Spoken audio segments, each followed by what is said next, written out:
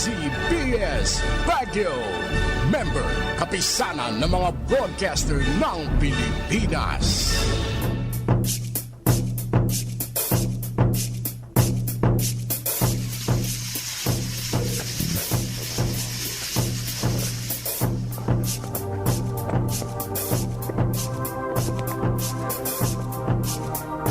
Magandang araw po sa inyo lahat mga kaibigan. Araw po ng Miyerkules ngayon, July 28, 2021. Ito po ang City Hall Hour, ang buwanang programa ng Public Information Office, City Mayor's Office ng Baguio City sa pakikipagtulungan ho ng Sky Cable Community Channel 53, EQ-FM 93.7, 1368 kHz DZBS RPN Baguio at 95.9 Big Sound FM Baguio. At napapanood din po tayo sa Facebook Live ng PIO Baguio City at sa Facebook page ng 93.7 EQ-FM at sa PIA Baguio.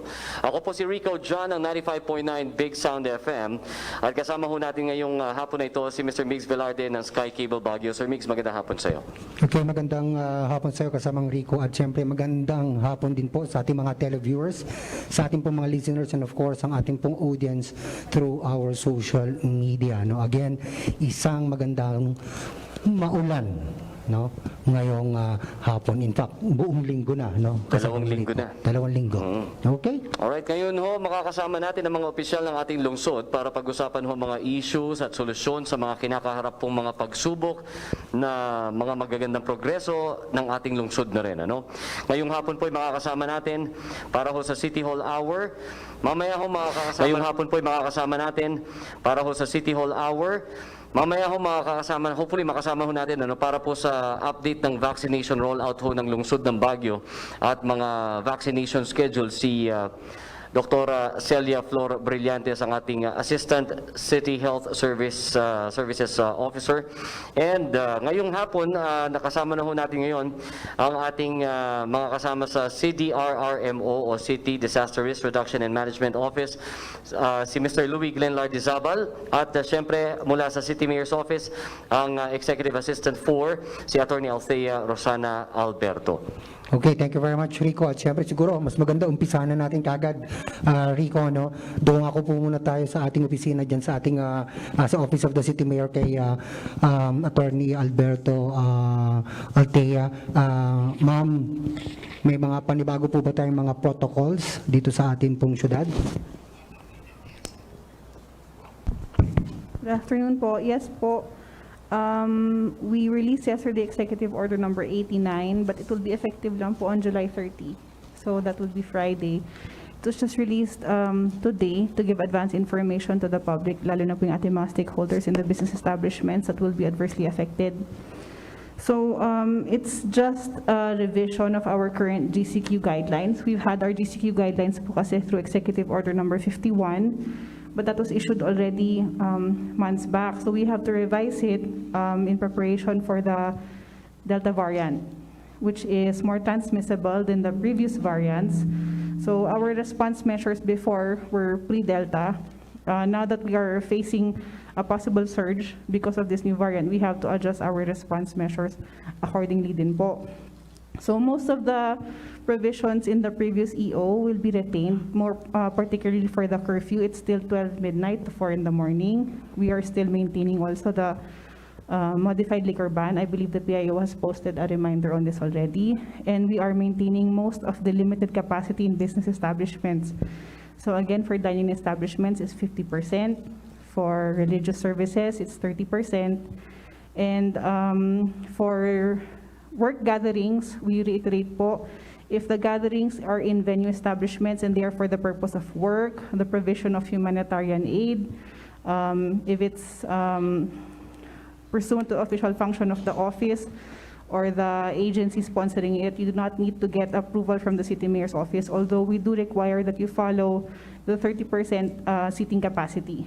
So that's for official functions po. For private social gatherings like birthdays, baptisms, weddings, reunions, since those are not work-related, you do have to request for inspection of the venue establishment from the Health Services Office, and they will recommend approval or disapproval to the City Mayor's Office.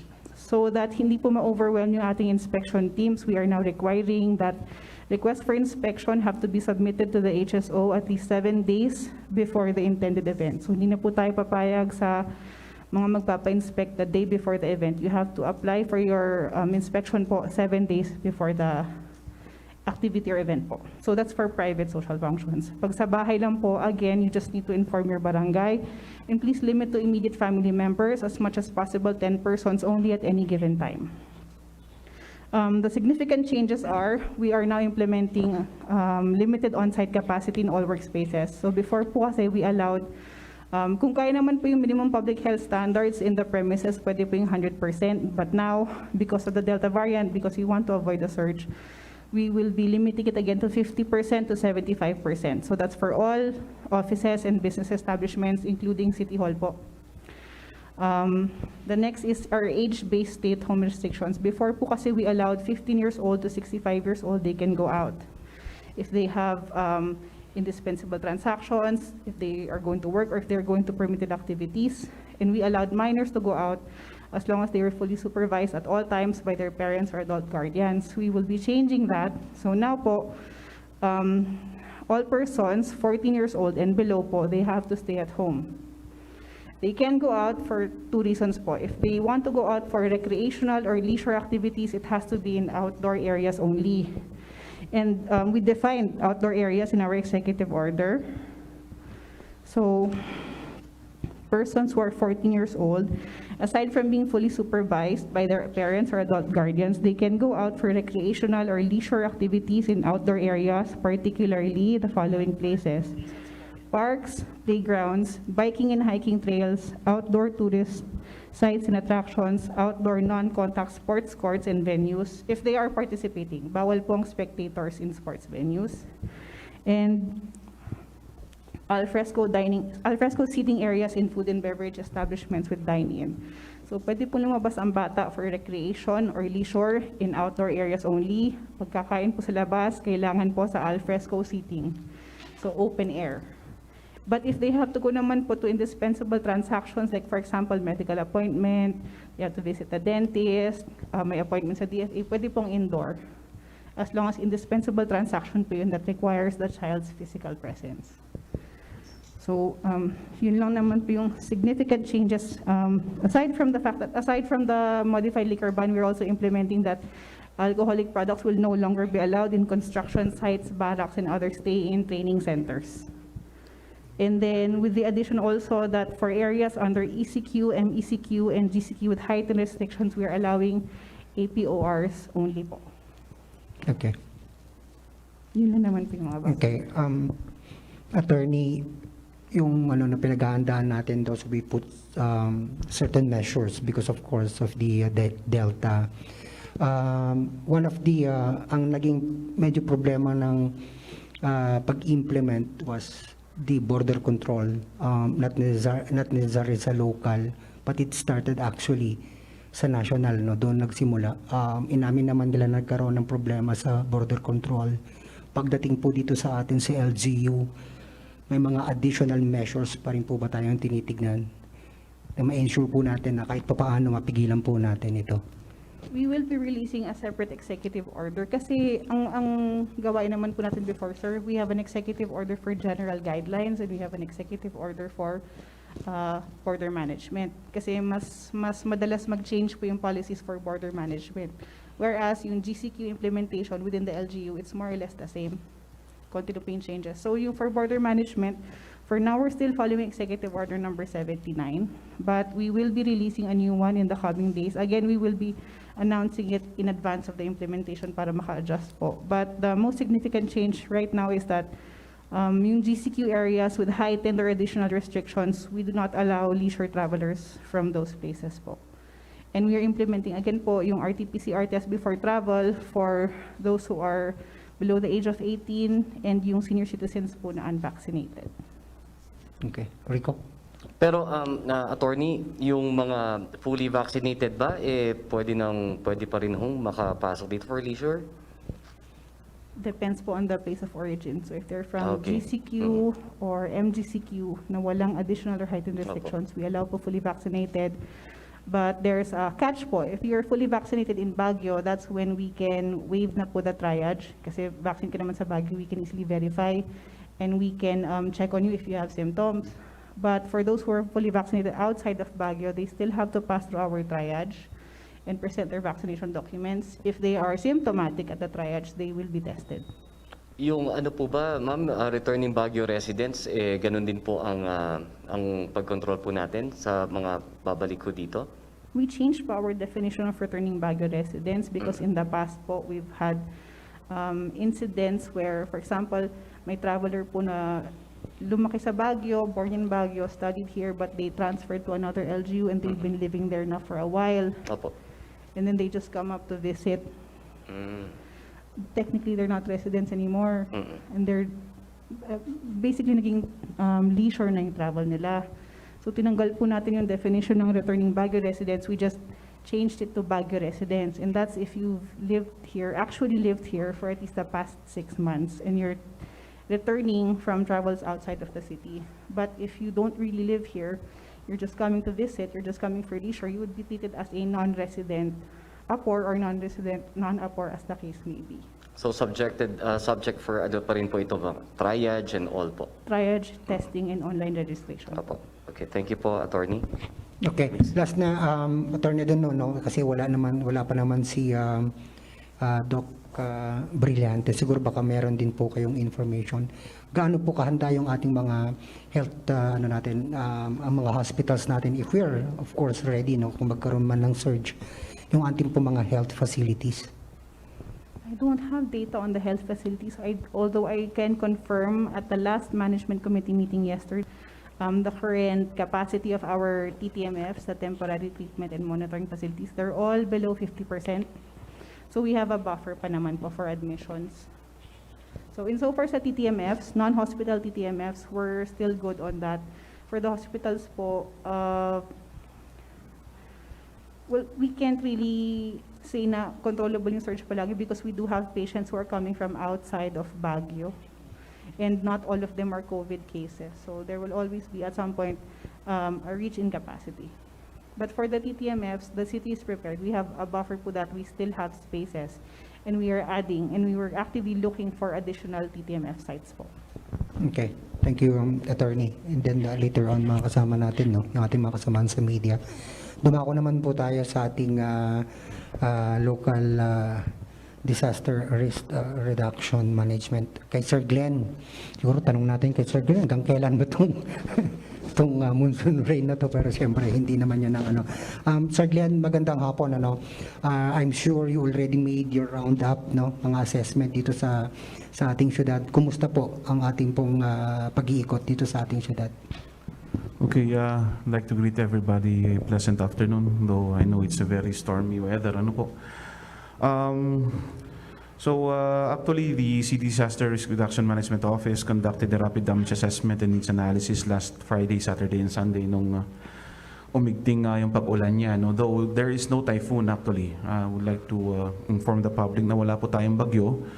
Though the southwest monsoon is actually enhanced by yung nakalabas na Typhoon Fabian. Now, we are actually expecting na ganito pa rin ang weather natin until next week. So, continuous rainfall, no, with gusty winds.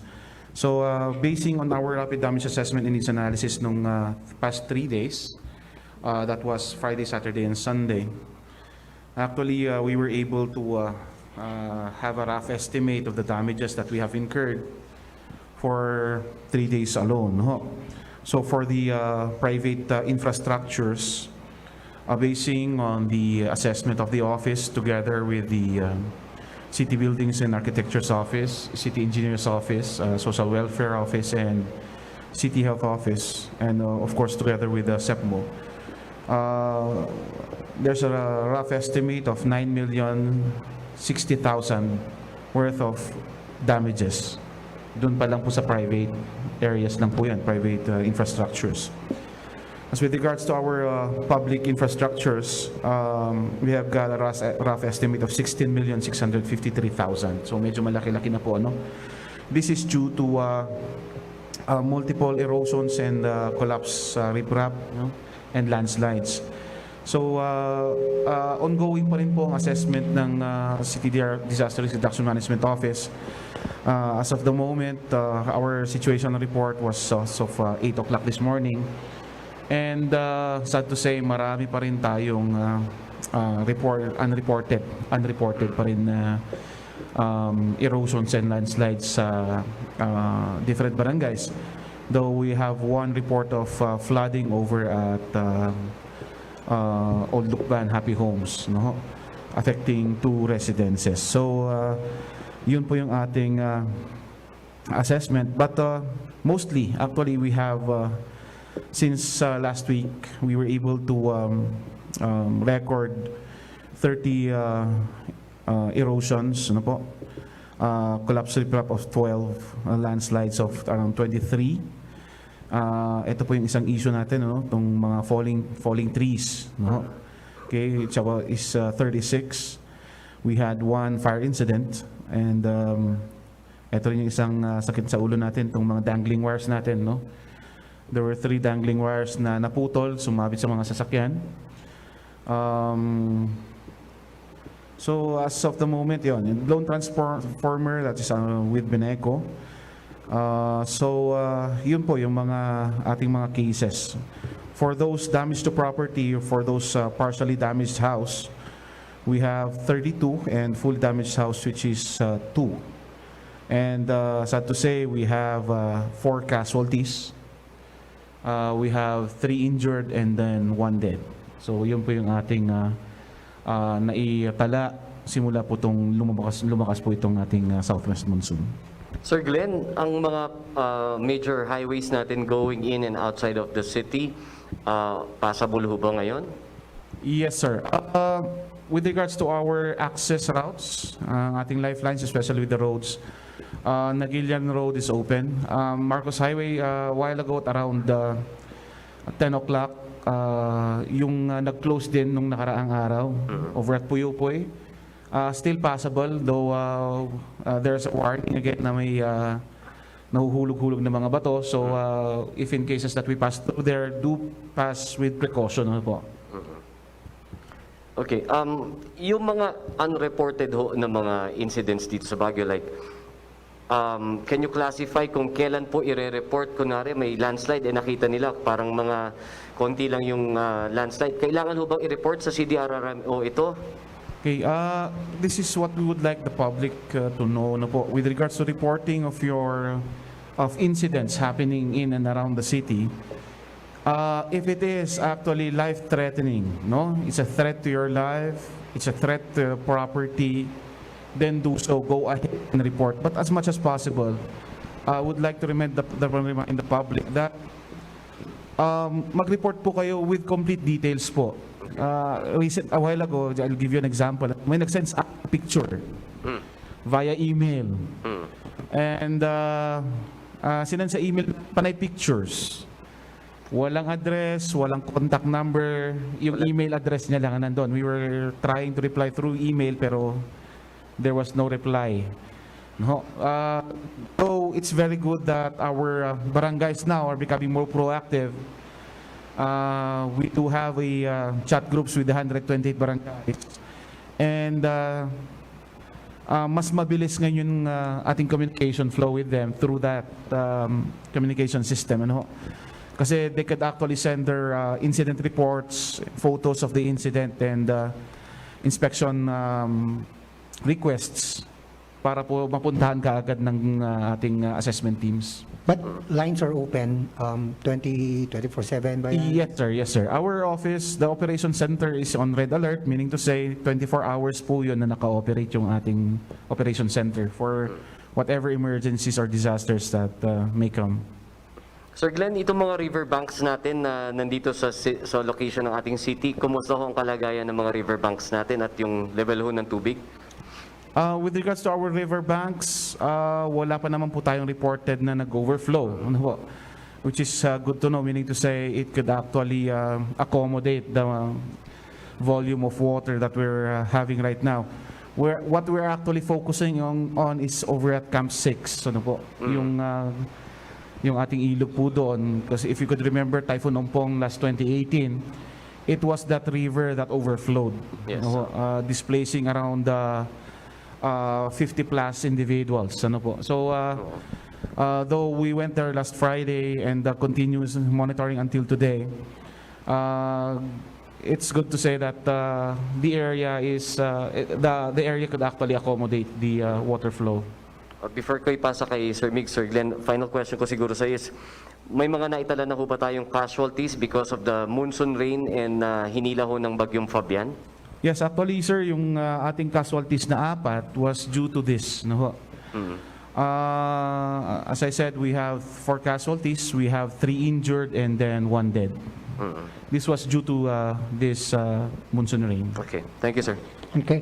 Siguro, Sir Glenn, pacheck na rin natin sa may bandang Buwid River. That's below Hillside, no? Hillside and Camp 8. Meron daw po, meron pong minor, no? Landslide po doon sa lugar na yon. Okay? Siguro, tawagan na natin ating makasamahan sa media. Unahin na natin, kasamang Rico, medyo busy to, si Charles Limon ng RNG. Charles? Mamaya pa Nakasulat daw yung ng konti. pangalan mo dito. No, gumagawa ng write-up eh. Okay, gumagawa pa siya ng kanyang ng report. article. Okay, sunod na lang natin ang paborito to ni attorney. Si Jong Monar ng Radyo Pilipinas. EQFM. Jong. EQFM. At susundan po yan ni JJ Landingin ng Manila Bulletin. Good afternoon. Meron yan, meron. Meron. Good afternoon po. Kay Attorney, kahapon po, nabanggit po ng ating alkalde, meron po tayong natuklasan, almost 100 fake documents from A4 priority group na gustong magpresenta bilang A3. Ano ho bang naging action po ng Office of the Mayor on this? Is it warning lamang po doon po sa mga taong ito? O ano po yung action po natin dito? Those who had their spurious documents yesterday, they were already sent home from the site. They weren't accommodated. Although we are continuously collecting the incident reports on these matters so that we can inform the necessary clinics from which these certificates came from. But we do remind the public that use of falsified documents, falsified certificates are punishable under law. So we caution people who will attempt to bring these documents again into the vaccination site. I mean, we're doing everything we can to accommodate everybody who wants to be vaccinated already. In fact, we already changed our scheduling system now, and we're coming up with an online reservation system. But yun nga po, it really is difficult at this point because of the weather. But we'd like to assure everybody that please don't resort to using fake certificates or fake vaccination documents anymore. We're really recalibrating all of our efforts to make sure that everybody gets vaccinated while our supplies are currently coming in. So, ibig sabihin po niyan na they were only reprimanded dahil first offense, ganun po ba? Or wala ho bang mas mabigat na parusa po sa kanila dahil seryosong bagay po to, ma'am? There should be, but we're collecting the documents po. Kasi at the same time, we can't fault din naman kasi the medical officers for sending them home na lang as an initial action. Sa dami po kasi ng tao sa pila, because it was also early hours in the morning, the most that we could do at the time was record the documents and their names. So once we have all of the verified information that we have, we will be acting accordingly na po. But we do hope that this does not happen again in the succeeding vaccination schedules. Yes, ma'am. Well, we understand, of course, AI po yung ating ginagamit na sistema po ngayon through ito yung mga artificial intelligence system po ng ating alkalde. Dahil napalusutan na rin po tayo sa mga QR codes sa ating mga border checkpoints. So, how do we double check this, ma'am, para hindi po paulit-ulit na insidente po na meron pong nakakalusot? For interzonal travel po? Yes, ma'am. Opo. Including, of course, yung sa vaccination natin. Sa vaccination naman po yung mga documents na chine-check namin would be mostly medical certificates kasi nangyayari po yun pag popular po yung vaccine brand or pag yun po yung preferred, bigla po nagiging A3 ang isang tao. So, sometimes we encounter photocopied medical certificates or parang handwritten tapos may correction. Yun po, we're trying to collect the issue on that, the data on that.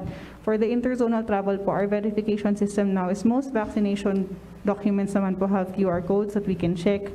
Or there's a hotline from the LGU that issued, so we check them. Kaya minsan napapatagal din po yung verification process of triage, but also it's because we want to be thorough in checking the documents.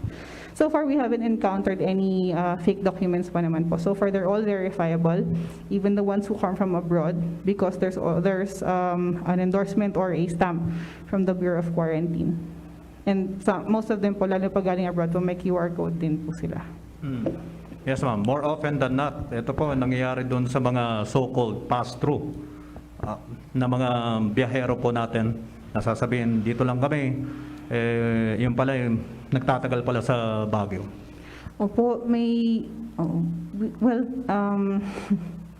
meron po. Ever since nag-start yung border management, we do have some who slip through claiming that they are passing through. That's why we have yung pass-through QTPs sa Visita website. Again, we encourage po, actually we're strongly encouraging all non-Apors who are just passing through Baguio. If you're non-Apor, please get your pass-through QTP from the Visita website of Baguio City. If you are an Apor, it's just as long as you can show proof that you have official travel naman in the LGU of destination, that's fine. But still constantly working po with our checkpoints on how to manage this properly po. We're seeking help din naman po from personnel sa mga katabing LGU if they can chip in with us sa border management. But again, work in progress po for that. Opo. Lastly, attorney, kasi pabago-bago po tayo, depende po sa situation talaga. Yung ating executive order pertaining of course sa liquor ban. So how do we monitor this one? Is it ibabalikat po ulit ng ating mga barangay officials? Ganun po ba? Just to monitor of course yung mga sari-sari store at yung mga consumer. Opo, the temporary liquor ban, that hasn't been changed since Executive Order number 51, sorry. Now we're in EO 89. The liquor ban has been there. So again, we're calling on our barangay officials to please help us monitor the sale of liquor during the liquor ban time. For the service naman po ng establishments, ongoing din po yung inspection ng ating safety seal inspection and monitoring team. Kaya lang po hindi sila nakapag-inspect nitong past weekend because of the weather. But we are conducting surprise inspections, lalo na po pag after hours. Because we do reiterate, bars are not allowed to operate in areas under any form of community quarantine. What we do allow is dining establishments that serve liquor as an incident to dining, and they should have a separate license to serve liquor po. Pero pag pure bar po, again, bawal po dapat po. Yes, ma'am. Attorney Pablo lamang, doon po sa mga turista, bisita po natin, the same provision stays doon sa executive order sa pagpasok po nila dito dahil di naman po natin naabot yung 1,000 na quota. Ganun pa rin po yung sistema po natin. Yes po, but it depends again on the place of origin. So if they're coming from ECQ, MECQ, and GCQ with heightened restrictions, that will include areas of Ilocos and NCR, we do not allow leisure travelers. Apors only po, and they are still subject to testing requirements and triage procedures. Pag GCQ and MGCQ, we do allow leisure travelers, but still, we implement the triage and testing din po. Maraming salamat po. Kay Sir Glenn, we don't understand, hindi lamang reactionary yung ating function po sa ating CDRMO. Ano po? Dahil ito naman, naging taunan na, parang tradition po natin pag nakakaranas po tayo ng habagat. Saan po tayo nagkukulang? In terms of course, yung tree pruning, tree cutting, at dumarating po yung panahon na ito pa rin yung same problem, although sana na-preempt po to kung napaaga po yung pagpuputol po ng mga kahoy, especially of course sa Burnham site or sa Leonard Wood, sa mga tourist sites po natin. Okay, with regards sa ating tree cutting kasi, no, there are a lot of issues that we have to consider here kasi, no. Though it's not, I'm not with the authority actually to say if it's for Yes, cutting or for pruning, no. Though recommendatory, the office is recommendatory, but for observation, actually the thing that I think that we see here is the coordination. Coordination of the person asking to have that tree pruned or cut, and then of course the way they follow up things, ano. So I think there's a gap there kung paano yung proseso rin actually pati yung processing. There's one more, that's another gap that we see Kasi hindi alam ng ating constituents kung paano actually yung proseso. That's why we keep on saying that it's one of our targets to increase the awareness sana yung IEC natin with regards to these matters, so as for the public to understand and to know the processes behind, so that we could actually make the process more faster. So yun po yun. Kasi there are things that, of course, DNR is here is part of that. Our SEPMO is part of that. So, syempre, yung cutting din is, our good mayor also will be the one to sign if it really in cases na kailangan. So, there are a lot of agencies concerned here. So, the process is actually one thing that our constituents should know on how to do it. Yes, sir. Since recommendatory naman po kayo, isa lamang po kayo sa agency involved or department. Isa rin po sa observation po natin dahil alam na po natin, since birth yata, ganito na yung sitwasyon sa Baguio City.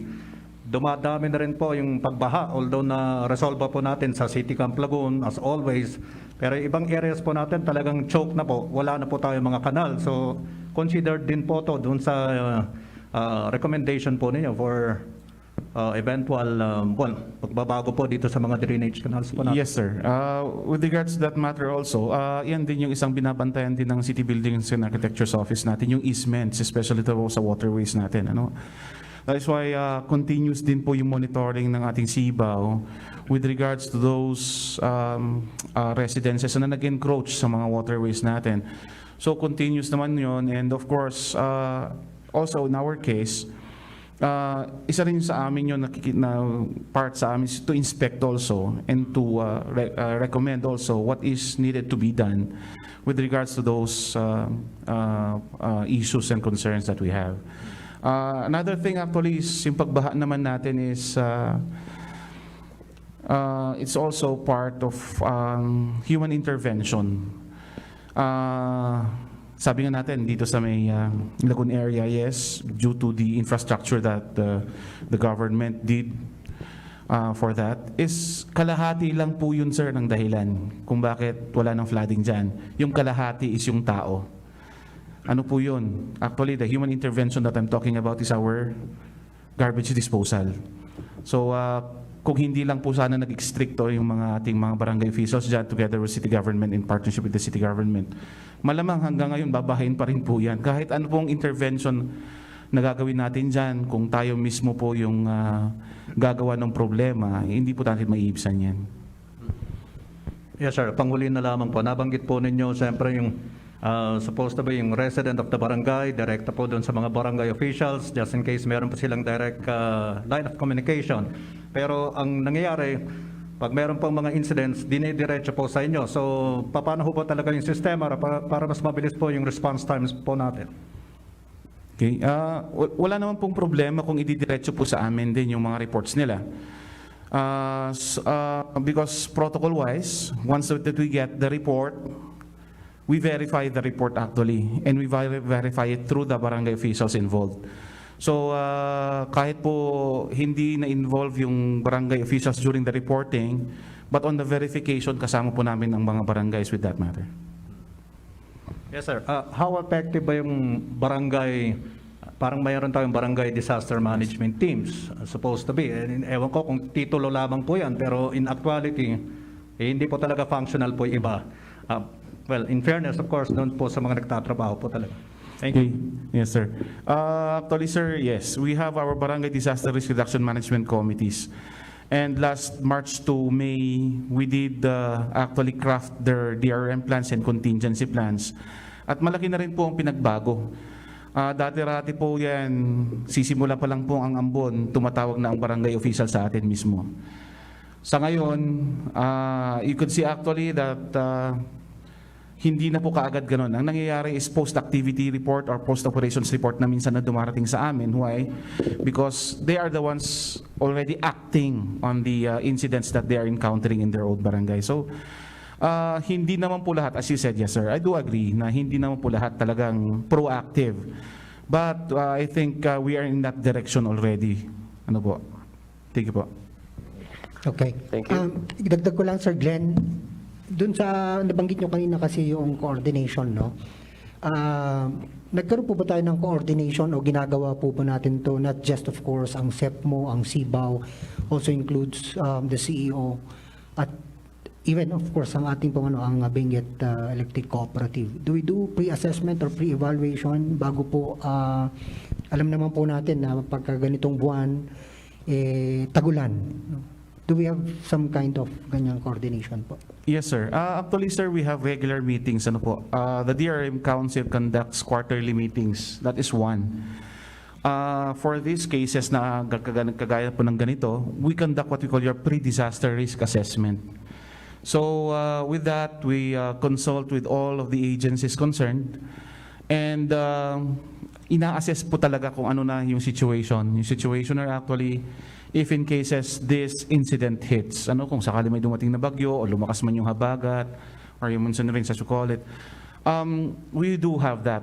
Kaya nga po yung nagkaroon tayo ng rapid damage assessment because of that PDRA as we call it. So continuous naman po yun, hindi po yun natatanggal. Kasama na po sa trabaho kasi natin yun. Tama. It's just so unfortunate kasi yung mga nangyari, no, dahil involved na yung pagbagsak ng puno, pagbagsak po ng poste, and I think that's the main cause ng iba po nating nangyaring sakuna dito sa syudad ng Baguio. Okay, sunod naman natin si JJ Landingin of Manila Bulletin. To be followed by Mario Aclaman. Ayan.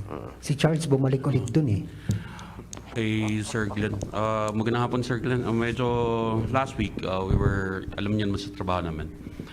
Mukhang mabagal yata ang pag-update nyo sa information that's going on. Kasi medyo hindi updated kung may yung Facebook page nyo, kasi mahirap naman kayong magulo all the time na tawagan. So pinaka-practical yung SOCMED site nyo, tinitingnan namin, minomonitor namin.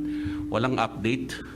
So mukhang hindi, kaya ang hirap kumuha ng information kasi hindi updated yung mga channels of information dissemination nyo.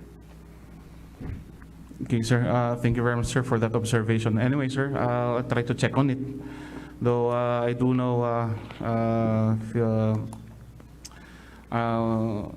I think there are 3 persons actually managing that para na matutukan yung aming page. But I'll try to check on it, sir, on that matter po. Yeah, kasi kailangan kasi if you really need to put the word out, then syempre kami yung you need to you need us to be informed. So ganun ho yun. So but since we don't really, not of all of us are covering you. So some of the guys they cover you when the time arises, katulad ng ganyan. So they come and check out your Facebook feed or yung SOCMED feed nyo. At hindi naman updated. So kailangan talaga ng updated information doon. Tsaka maliban doon, sir, follow-up ko yung question ni John kanina.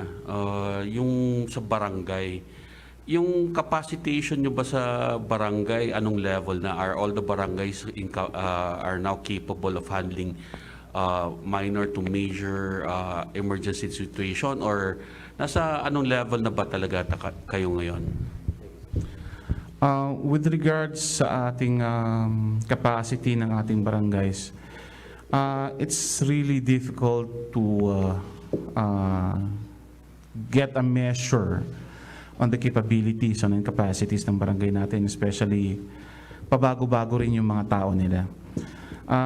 Ang sa atin lang is, as much as possible, is we try to capacitate them in ways that we know that on their level is kaya nilang gawin. Kagaya mo sinasabi nyo sa akin kanina na major catastrophes, I think it's already it's going to be a partnership with the city already, not even just with the city, with the region also.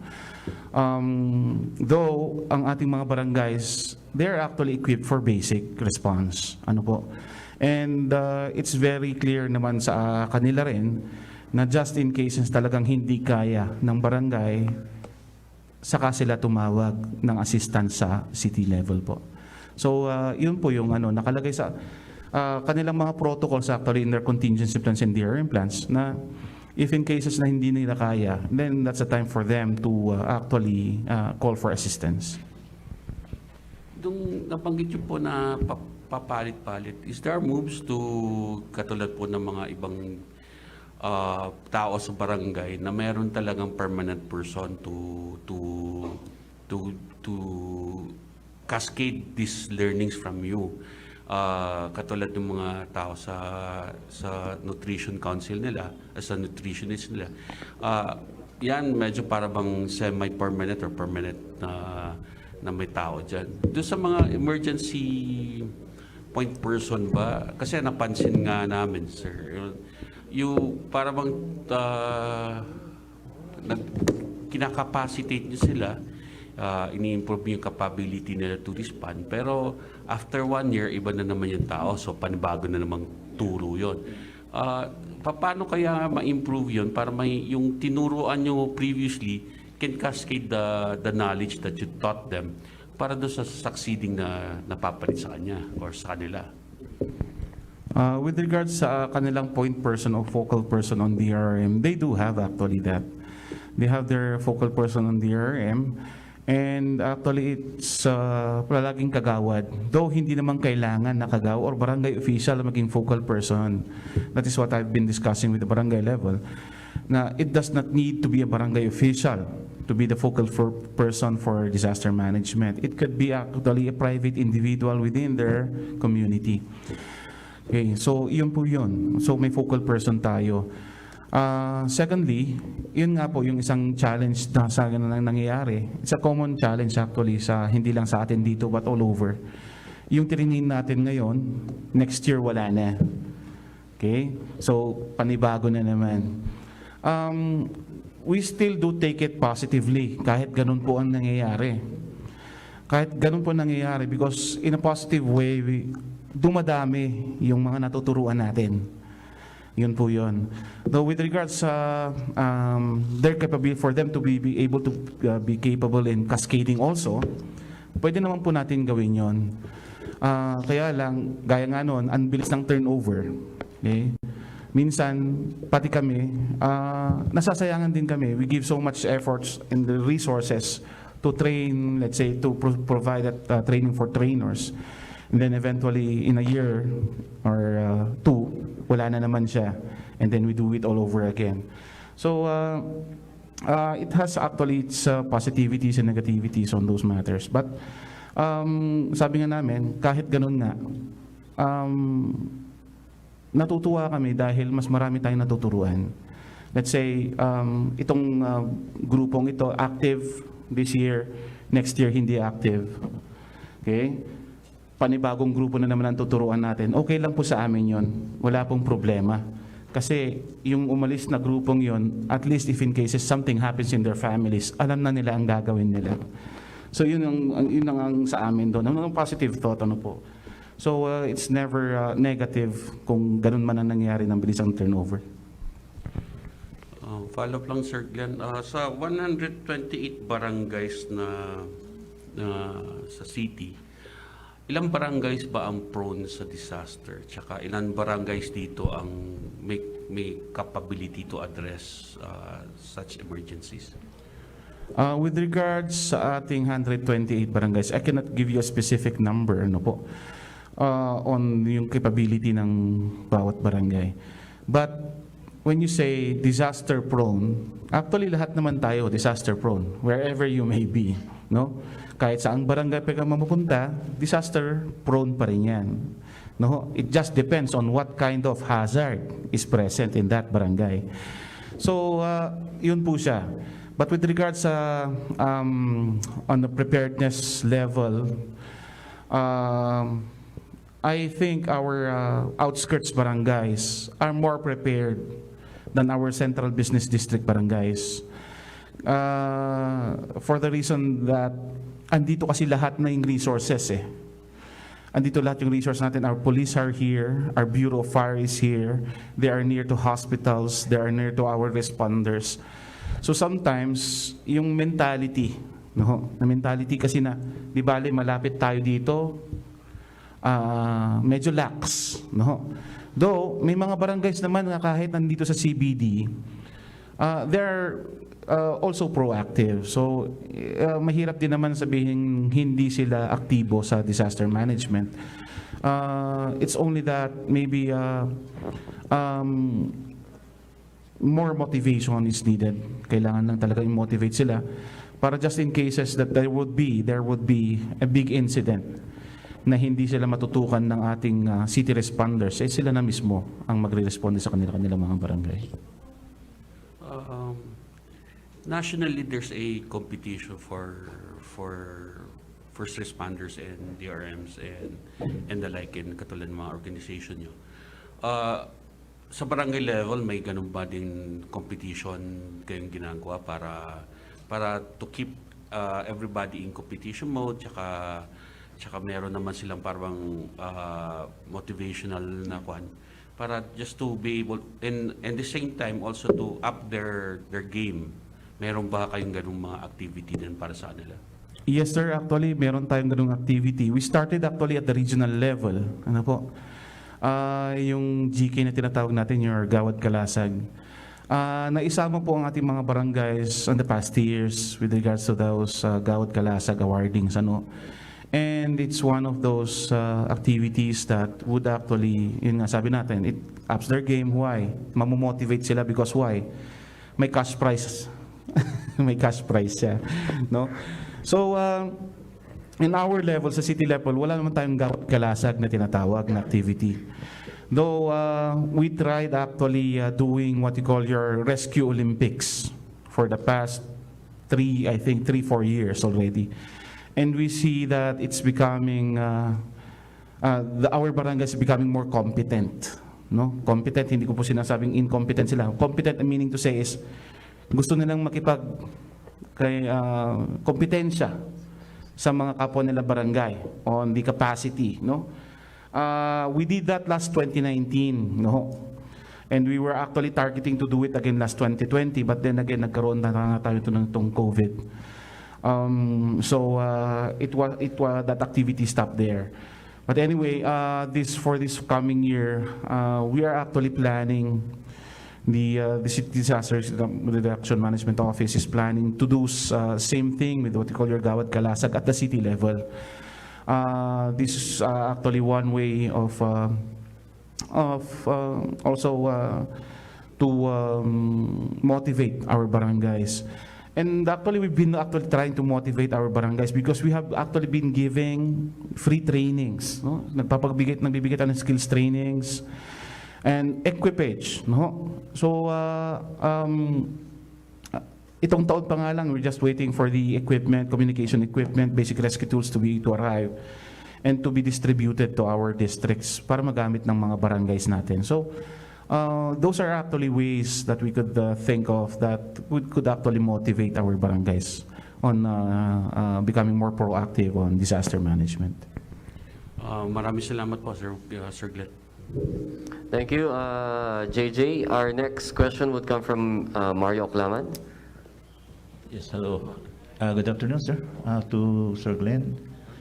Sir, in addition po sa katanungan ni JJ kanina about sa information po, kasi kanina po, kailangan natin sana makakuha ng detalye. May nangyaring erosion, landslide dito po sa Leonard Wood Road. Marahil hindi natin alak-alain na gano'n na po kalaki agad ang damage na yung erosion is, masasabi ba natin itong act of nature o may masisilip po ba tayong rito, ng lambot ng lupa o kulang sa materials ng nagawa ng project na po ito. Saan po kanino pong pananagutan po ito, sa DPWH po o sa city po rin po? With regards sa yung nangyari po doon sa Leonard Wood, nag-erode nga po, no? Actually, our city engineer's office is conducting their investigation already, an inspection on that area to look into what caused actually the erosion of that area. So with regards to that, I cannot really give you a concrete answer, pending the investigation of the city engineer's office, maybe together with the DPWH. But CEO already went and looked into the matter para makita nila yung dahilan, para makita rin nila kung bakit or kung paano nag-erode yung area. Okay, yun po lang po. Thank you, sir.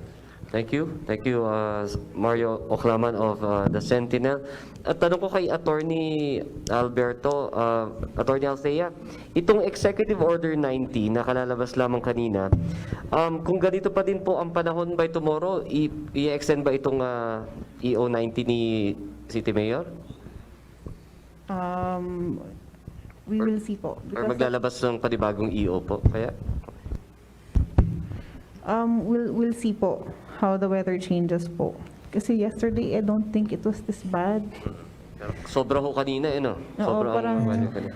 nag-start last night, hindi na siya tumigil since then. So, yun. So if the weather is similar to this or even worse tomorrow, then maybe. But case-to-case basis po tayo for work suspensions. Opo. Ang request ho ng ating mga ibang government employees, kung i-extend daw po ito, baka ho pwedeng maagang maiparating po para at least hindi na ho sila lumabas pa ng kanilang tahanan. Sino ba nagtatanong niyan? Hindi ba Ewan ko, may nakita ko kanina dito. Ang alam kong tatanong lang yun si Marlon Marvil eh. Pag maaga rin nagpahiwatig yung weather. Yun. sige. Oo. So weather lang ma'am, no? Weather lang talaga. Ayan, hintay mo na lang ulit Marlon yung announcement ni Mayor. Ayan. Anyway, Attorney, I don't know, no? Kasi the past week, nakita naman natin po yung queuing, no? Yung long lines para doon sa mga magpapabakuna. Have we made any adjustment? Kahapon ata, nagpalabas kayo no, ng mga, I don't know, this certain parang stop through our respective barangay. Attorney, kindly enlighten us po dito. Yes, we did. So, marami rin, if you look at the comment section po kasi marami nagre-request na baka pwedeng barangay scheduling ulit. So that's what we're doing. Again, we go back to vaccination according to your health district. So today is the second day. We started yesterday. Today is the second day.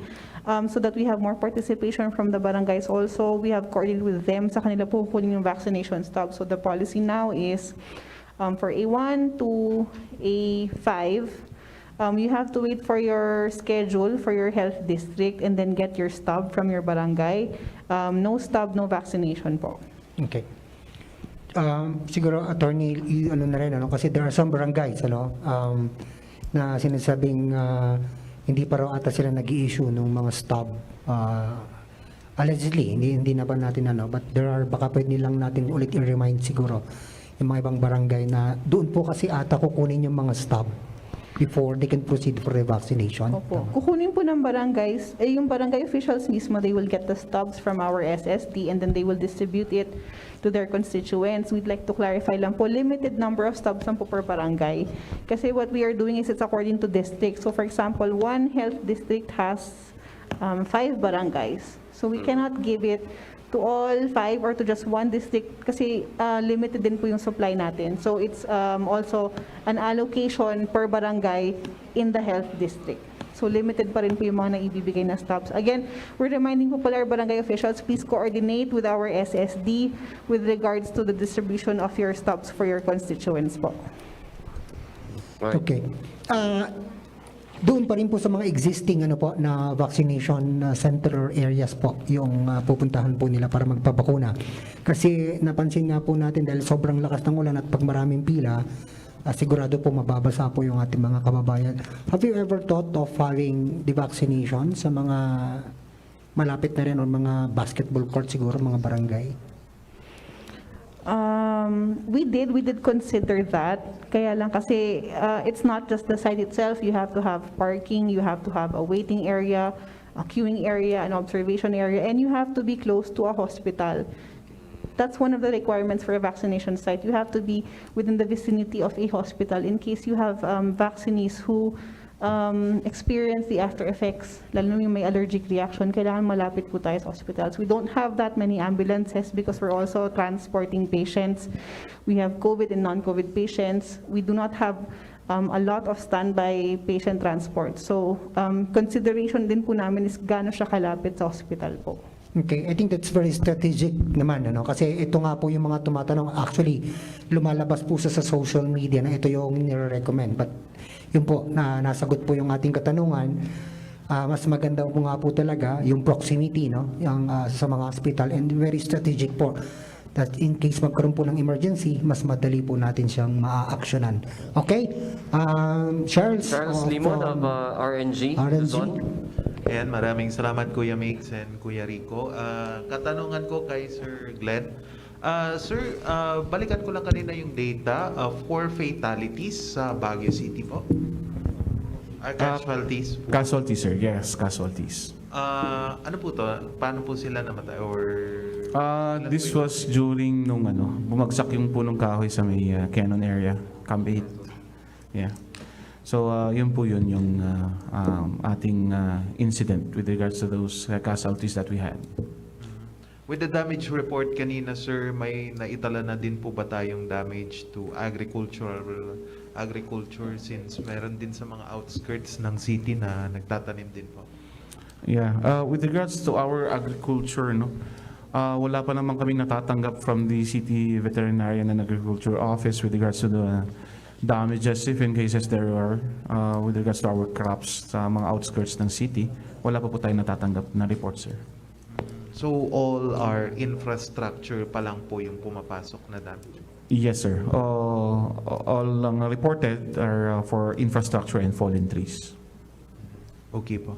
And next po kay Attorney Thea, follow-up ko lang po yung nangyari palang clustering dito sa PNP and BFP. Kumusta na po yun, Attorney? And may ifa-file po bang city na kaso against the officials of these both training centers po?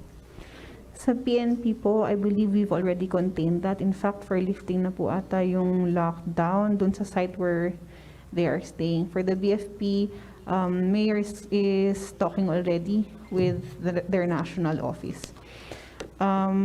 With regard to their training, we're also talking with DepEd actually yung pagpapahiram nila ng mga facilities nila as training centers. Para lang hindi maulit, we're already reviewing minimum public health standards within those sites if ever it will be used as training centers for future similar activities. But for now, standing pa rin naman po yung request ni Mayor Magalong to the PNP and BFP to suspend all face-to-face training and activities po muna. For the filing of cases, I will leave it to the Mayor to answer na lang that because he's been the one talking with the higher-ups po. So with the order na stop yung face-to-face training, that includes athletes, ma'am? No, the suspension of face-to-face training request was with regards to BFP and PNP only because they have barracks po kasi. For athletes, we allow training bubbles, but it's up to the inspection and approval first of the City Sports Office under the Office of the City Administrator po. So it's not automatic. They still have to apply. They have to justify why training bubble should be allowed. They have to be inspected and they have to present their health protocols. Okay po, maraming salamat. Thank you. Sir Charles Limon of RNG Luzon. Sir Glenn, may record ho ba kayo ng the amount of rainfall na natanggap po ng ating lungsod for the past 2 weeks? Na kung gano'n na karami? Yeah, I'm sorry, I was not able to get the data. Okay. Kaya lang, naglalaro kasi ang ating rainfall natin every 4 hours, around 4 to pinakamataas na nakita namin 16 millimeters, no? 16 millimeters per hour, which is already torrential rains kung tutusin. Yes. Masyado nang malakas. That is why, yung sabi natin, strict monitoring on the barangay level especially. Lalo na areas nila na landslide prone and flood prone areas. That's why we keep on reminding our barangay officials on those matters, sir. Okay, idagdag na rin natin, Sir Glenn, pinapatanong na rin din ilan daw po yung mga nasirang mga infrastructure natin. Yun, sige, yun muna. Basing on the rapid damage assessment and needs analysis natin, for private infrastructures, there are 11 here. For our national is we have 7. That is based on the rapid damage assessment po, no? But with regards sa ating mga with regards sa ating hindi pa yung na-assess, actually wala pang assessment on how much it costs. We have actually 30 na soil erosions, collapse riprap na 12, and landslides that about 23. So these are actually the numbers that we are actually having now. Okay. Okay. Singit ko na rin, Sir Glenn, gaano kahanda po yung ating mga EC, yung mga ating mga evacuation center? Actually, our evacuation center now, which is situated at the CDRMO office, our third floor and fourth floor is already open and ready for accepting evacuees. Ano po? So, nandun na rin po yung ating mga tents for just in cases that we need. Actually, kasi kahit na nasa loob ng ano po yan nasa loob ng building, may tent pa rin po for privacy also. Privacy, Yeah. okay. Kaya nakahanda naman po yung mga yan. And I think you have also identified some of the barangay. May mga barangays din tayo na na-identify din po as evacuation centers. Meron din po bang mga tent itong mga to? Yeah, we have actually identified 2 areas, but kung tutuusin, hindi pa po kasi kompleto yung facility For one area to say that it is already evacuation center, is kompleto na dapat yung facility. Meron tayong breastfeeding area, healthcare area, healthcare corner, yung kanilang kitchen, ano po, especially yung kanilang CRs, dapat kompleto po dapat yun for it to be able to for us to be able to call it as an evacuation area. Though we do have ibang temporary sites just in cases that we really need to evacuate people. Okay. That we have to clear kasi some of yung mga basketball courts pa within the barangay, ang naging justification po nila diyan nung ikinonstruct at pinaganda was really for an easy evacuation center. So but medyo matagal na po yun na yun ang ginamit nila, but until now, so ibig sabihin wala pa rin po palang na-prepare ng mga facilities doon sa mga nabanggit po nating mga evacuation center. Yung mga basketball courts natin, actually, yes, we use that for evacuation purposes, especially those enclosed ones. Kaya nga lang po, sabi nga natin, kulang po kasi yung facility Remember that the basketball court can actually accommodate how many already? Let's say, sabihin mo ng 100 people. The problem is, yung kanilang mga palikuran. That's one big problem that we need to really have to make a solution for. Yung lulutuan nila. So, yun pa ang isa. So, those are actually things that we have to consider first. Though, we are really targeting basketball courts to be evacuation centers, temporary evacuation centers po. Okay, thank you very much, Sir Glenn. Si Aling Rosa, hindi. Congratulations nga pala, ha? Bright Leaf Awardee. Bright Leaf Awardee, congratulations. Pa-bonus. Okay, sige Rico. Ang sabi dito, may mga katanungan tayo dito sa chat. Siguro si Attorney Althea pwede makasagot. Isn't Baguio closing its doors to tourists anew because of the new surge of COVID cases around the country? We are po, insofar as GCQ with heightened or additional restrictions.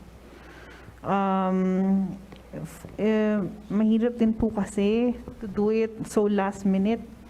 We have a lot of industries and stakeholders who kahit na kukunti yung tourists natin arriving from GCQ and MGCQ, if that's what they can get, they'll take it. So it has to pass through planning, consultation. We are constantly engaging them. I assume we'll be discussing this with them also during the week, lalo na with the new DOT guidelines for accommodation establishments. But for now, what we've restricted is yung GCQ with additional or heightened restrictions. ECQ and MECQ, bawal naman po kasi ang leisure travel from those areas ever since po. Okay. And Attorney, these information, these protocols, makikita ho yan sa sa Facebook page ng Public Information Office. Nandun ho nakalagay doon yung mga protocols, yung mga bagong protocols ay ipatutupad ho ng ating lungsod para ho sa mga kababayan natin at mga turistang papasok. Sayang wala ho, Hindi ko alam kung baka hindi na makarating si Dr. Celia Brillantes, but we have a lot of questions regarding sa vaccination rollout, mga schedule. Pero we advise our viewers and our listeners to be updated dun po sa Facebook page ng Public Information Office dahil dun po ilalabas ang mga schedule ng vaccination. And at the same time, sabi nga ho ng ating mga kaibigan sa City Health Services Office, huwag hong magpapanik ang mga kababayan natin na nagpapahaba ho sila ng pila dahil meron hong mga supply ng bakuna, hinihintay lamang po. At yun naman po ang sinisiguro nila na ang mga kababayan natin dito sa lungsod ng Baguio mabakunahan ho against sa COVID-19. Okay. Sir? Attorney, tanong ko lang dun sa siyempre alam po natin kulang ang manpower ng mga kasamahan nila Sir Glenn. Itong ating pong mga like of course ang POSD po natin, can they be also para suportahan din po, not just of course just mga rescue operations po natin, na itap din po ba sila? Yes, actually, sir, we could actually tap the Public Order and Safety Division for that matter, just in cases na magkulang po tayo ng manpower. And very supportive naman po si Mayor with regards to those matters. Kaya just in cases po na kailangan po namin, isang request lang po, nandyan naman lang po sila. Okay, good to hear. Okay, Rico? Okay, kung wala nang mga katanungan, siguro we could ask our panelists to give their parting message para po sa ating programa ngayon sa City Hall Hour. Unahin po natin mula po sa City Disaster Risk Reduction and Management Office, ang ating LDRRMO, Officer 3, Sir Louis Glenn Lardizabal. Sir Glenn? Okay, thank you very much, Sir Rico.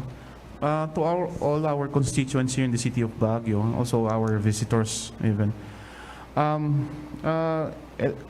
Reminder lang po, no? Especially dito sa atin kasi is landslide prone area, mostly it's rain-induced landslides, ano po. Considering the situation we are in right now, awareness is very important, ano po. Your vigilance is very important on the matter. Because response will arrive at a later point. But preparedness is better, no? So maghanda po tayo, especially if you are living in high prone areas na alam nyo dati naman nagla-landslide dyan. Be vigilant of that, no? Be aware of the early warning signs, especially pag landslide prone kayo. Pag nakita nyo po yung dating dumadalawi na tubig dyan is clear naman, ngayon maputik na o mabato, that's already a warning sign. What else? Dati mahigpit ay maluwag yung pagbukas mo ng pintuan, maluwag. Ngayon mahigpit na. It's not on the warping maybe, maybe on the disalignment, meaning to say there is ground movement. Those are things actually that give us an early warning that our area is already unstable. Secondly, if as much as possible, do preemptive evacuation. Huwag nyo na pong hintayin na meron po tayong announcement before evacuating. If you see that your life is at risk, do preemptive evacuation. So yun po yun. And of course, as much as possible, iwasan po natin itong mga pagbuhos-buhos ng ulan, iwasan natin magkasakit. So as much as possible, also maiwasan natin yung COVID-19. So ano po, we do always say that you follow our strict health protocols. That's also for your protection. So of course, I'd like to thank also our partners in the Disaster Management Office, from the Council or from the City Engineers Office, from the City Buildings and Architecture's Office, City Health, from our City Social Welfare, and City Environment, Parks and Management Office for their unending support, especially on responding and assessing damages that we are incurring here in the city of Baguio. So, maraming salamat po for inviting me here in this office in behalf of my the officer in charge, Ms. Antoneta Naban, and of course our chairperson, the mayor. Thank you very much, sirs, for inviting us. And magandang hapon po and stay safe po sa atin lahat. Sir Glenn, ano ang hotline ng CDRRMO just in case sa mga listeners and viewers natin pagka may gustong humingi ng tulong or i-report man lang ang isang insidente na regarding dito sa habagat?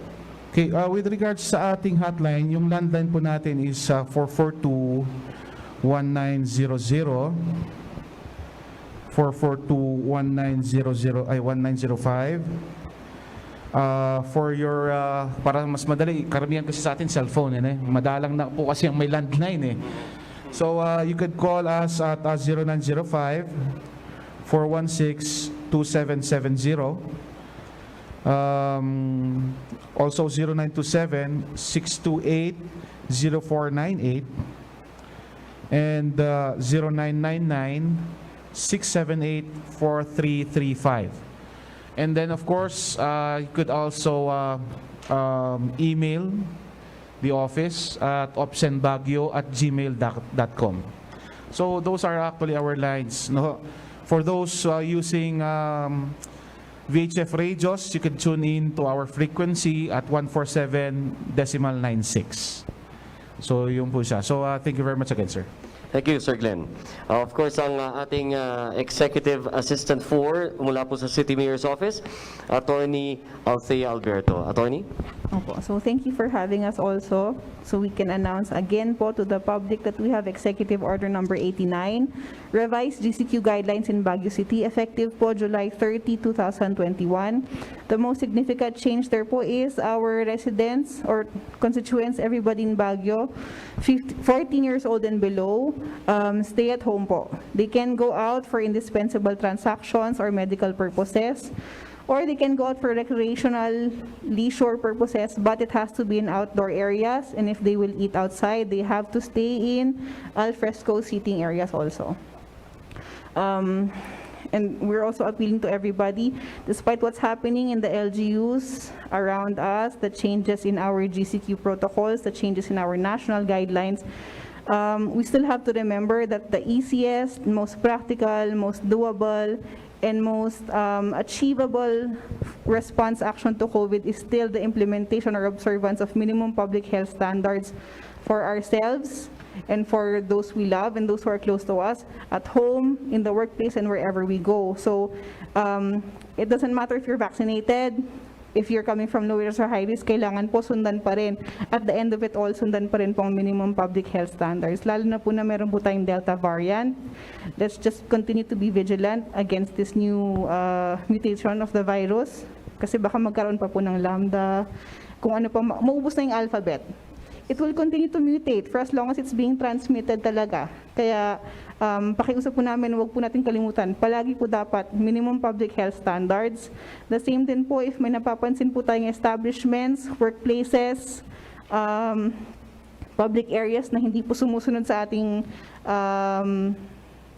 operational capacity or hindi po sumusunod sa minimum public health standards, please report it to us so we can send our safety seal inspection and monitoring teams to survey them and give them the appropriate instructions po. So, thank you po. Okay, Thank you. thank you very much, Attorney Althea Alberto, at salamat din kay Sir Glenn Lardi Zabal. Of course, bago ako magpaalam, kasamang Rico, binabati ko pala ng maligayang kaarawan, si Kuyang Joseph Zambrano. Happy birthday, Kuya Joseph Zambrano, ha? Si Ma'am At Yas po batiin ko na ata. rin. Ma'am? Si Ma'am Yasmin Okay. po ata yung may birthday. Yung asawa. May pahabol daw. May pahabol daw. Ano Si daw, Ma'am Yas, happy birthday, hotline. Ma'am Yas. We love you. Hotline daw na pwedeng tawagan kung may mga, ang tawag dito? Ayan, sa report. Inquiries sa Report? In case na ay yung mga violations mga daw, violators Attorney. daw. Kanino daw po i-report at ano po ang hotline na yon? We'll be posting the hotlines po, but you can always report it to your barangay, to the BHERTS, to the nearest police station, to our roving policemen and POSD, or to the City Mayor's Office po. As much as possible, send us pictures para ma-verify po namin. Give us the complete address and the incident so that we can give them the proper citation po. Tagang pangkatanungan at impormasyon, just tignan nyo na lamang po yung ating official Facebook page po ng Public Information Office. So with that, maraming salamat sa iyo. Kasamang Rico, I'm Mix Velarde Jr. saying, God bless and stay safe, everyone. Alright, maraming salamat po sa inyong panunood, sa inyong pakikinig. Sa ngalan po ng ating mga kasamahan, ito na naman po ang inyong naging City Hall Hour. RPN Radio Philippines Network. Radyo Ronda. DZBS Baguio. Member, kapisanan ng mga broadcaster ng Pilipinas.